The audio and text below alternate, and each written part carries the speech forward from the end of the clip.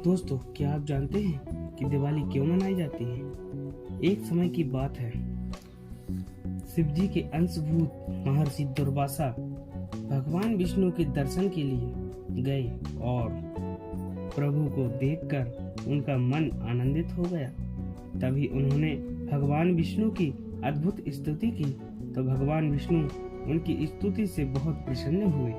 उन्होंने अपने गले में धारण की हुई पारिजात की माला उतारकर महर्षि दुर्वासा को दे दी। माला पाकर महर्षि दुर्वासा बहुत प्रसन्न हुए और प्रभु को प्रणाम करके वहां से चले आए और पृथ्वी पर भ्रमण करने लगे। तब उन्हें जो भी पहले मिलता वो कहते कि देखिए, ये माला मुझे भगवान विष्णु ने दी है और ये उन्हीं की माला है। उसी समय देवराज इंद्र वहां से अपनी सेना लेकर देवासुर संग्राम के लिए जा रहे थे। तब इंद्रदेव सोचने लगे कि यदि मुनि दुर्वासा को मैंने आदर नहीं दिया तो वह क्रोधित होकर मुझे श्राप दे देंगे और यदि इनका आशीर्वाद मिल जाएगा तो निश्चित ही युद्ध में मेरी ही विजय होगी। तभी उन्होंने ऐरावत से नीचे उतरकर महर्षि को प्रणाम किया। महर्षि ने इंद्र पर खुश होकर वह माला इंद्र को सौंप दी। कहा कि इसे कोई मामूली माला मत समझना, यह भगवान विष्णु की माला है। उन्होंने प्रसन्न होकर मुझे दी है और मैंने तुम्हें। महर्षि दुर्वासा जाने लगे। इंद्र ने अपने देवराज होने के अहंकार के में माला ऐरावत के गले में डाल दी और सोचने लगे कि यह माला पहले प्रभु ने पहनी और फिर महर्षि दुर्वासा ने। महर्षि को यह सोचना चाहिए कि मैं देवराज हूँ, फिर भी उन्होंने मुझे यह माला दे दी।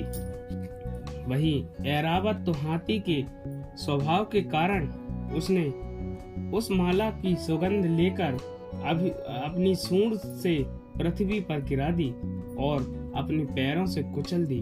वहीं महर्षि दुर्वासा ज्यादा दूर नहीं गए थे। उनका मन अभी भी उस माला में लगा हुआ था। जैसे ही उन्होंने पीछे मुड़कर देखा तो महर्षि क्रोध में आकर इंद्र के पास आए और कहा कि अरे इंद्र, तुम जिस पल ऐश्वर्य के मद में चूर हो, मैं तुम्हें श्राप देता हूँ कि तुम्हारा सारा बल और ऐश्वर्य श्री सब जाकर सागर में समा जाए। इतना सुनकर इंद्र घबरा गए और महर्षि के चरण पकड़ लिए और क्षमा मांगने लगे, परंतु महर्षि पर कोई असर न हुआ और वे वहां से चले गए। वहीं असुरों को पता चला इंद्र को श्राप मिला है। उन्होंने स्वर्ग पर आक्रमण कर दिया और देवताओं को पराजित होना पड़ा। सभी देवता ब्रह्मा जी के पास पहुंचे। तब ब्रह्मा जी ने उन्हें बताया कि इसका समाधान सिर्फ भगवान विष्णु ही बता सकते हैं। तब सभी देवता भगवान विष्णु के पास वैकुंठ पहुंचे और भगवान विष्णु की स्तुति की। भगवान ने बताया, महर्षि के श्राप के कारण तुम्हारा बल और श्री समुद्र में के तल में पहुंचे हैं। तुम्हें समुद्र मंथन करना होगा। भगवान के बताने पर देवता असुरों को अमृत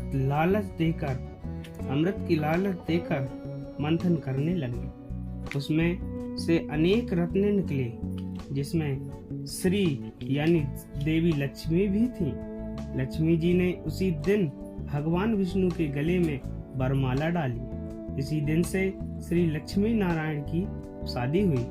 तब से दिवाली मनाई जाने लगी।